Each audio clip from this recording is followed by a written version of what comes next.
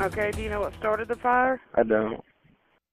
That's part of a 911 call that landed an Ooltewah man behind bars. You heard him tell dispatchers that his house was on fire, but there was no fire.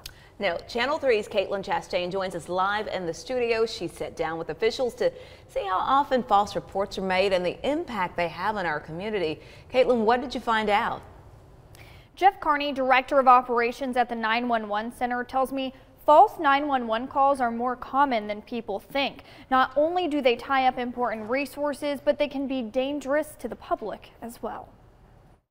911, where's your emergency? Like any other call, 911 dispatchers did not take this call lightly. You've got a fire at your house? Yes, ma'am. Especially on a house fire report, you have all of these responders running emergency traffic, lights and sirens, which is dangerous for the responders and for the public. Okay, is everybody out of the house? Yeah, everybody's okay.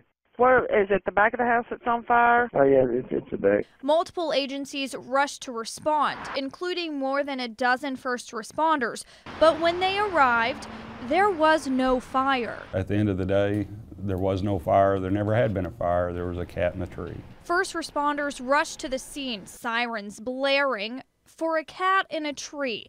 18-year-old Trevor Lane reported a false house fire, so first responders would rescue his cat from the tree. That's a lot of wasted time, that's a lot of wasted resources, and it's a very dangerous situation for the public in general. The call landed him behind bars, and this wasn't the first call like this. In 2017, there were over 1,400 false EMS calls and nearly 300 false fire calls in Hamilton County. We're talking about specifically the malicious types of calls where someone purposely makes up a story to get responders to come.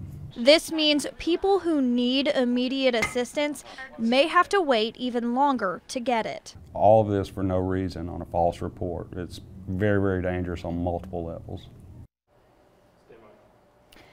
Carney says if the caller would have just said he was trying to get a cat out of the tree, they would have helped put him in touch with the resources to help him. And again, we're talking about calls where people are intentionally lying. Carney says they do still want people to call 911 if they see something suspicious and to provide as many details as they can. Live in the studio, Caitlin Chastain, Channel 3 Eyewitness News.